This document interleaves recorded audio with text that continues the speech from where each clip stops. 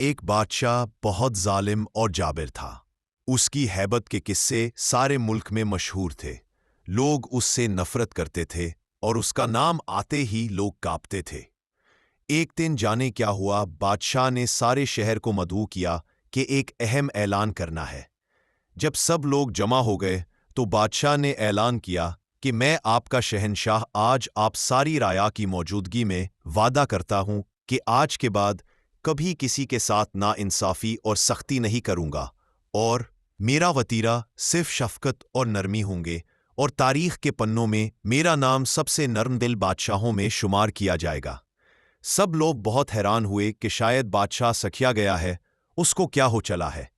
خیر، سب نے سوچا کہ بس ایسے ہی بول رہا ہے، وقت بتائے گا کہ یہ بدلا ہے کہ نہیں۔ بادشاہ دراصل بالکل بدل گیا تھا اور ساری عوام اس سے نہایت خوش اور مطمئن تھی۔ کئی مہینے بادشاہ اسی طرح رہا۔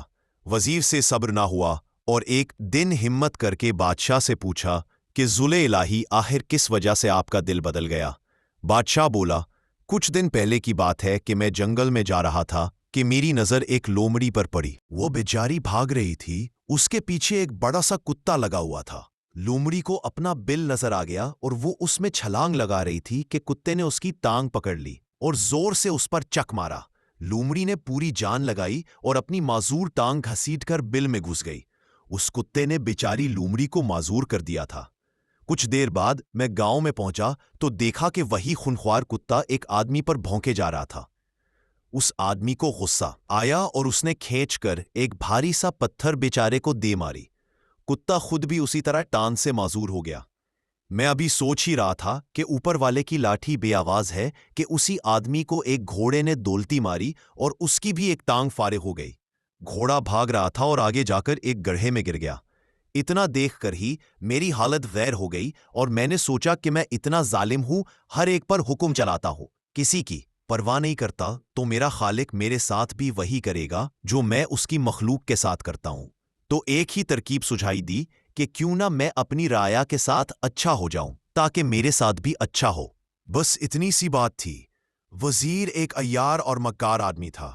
بادشاہ کی کہانی سن کر بھی اس کا دل نہ پسیجا۔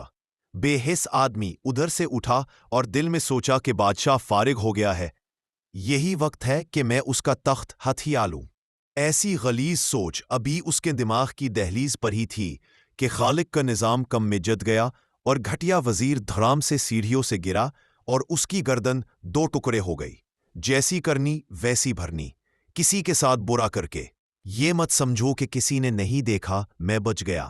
جو دیکھ رہا ہے، جب وہ پکڑ کرتا ہے تو بڑے سے بڑا سلطان گھٹنے ٹیک دیتا ہے۔ اچھا کرو اور صلے کی امید لوگوں سے مت رکھو، اور برا کرو تو یاد رکھو کہ اب کہیں زمین پناہ نہیں دے گی، اور پھر چپ کر کے اپنے گناہوں کا خمیازہ بھگتو۔ بہترین حکمت عملی، برا مت کرو۔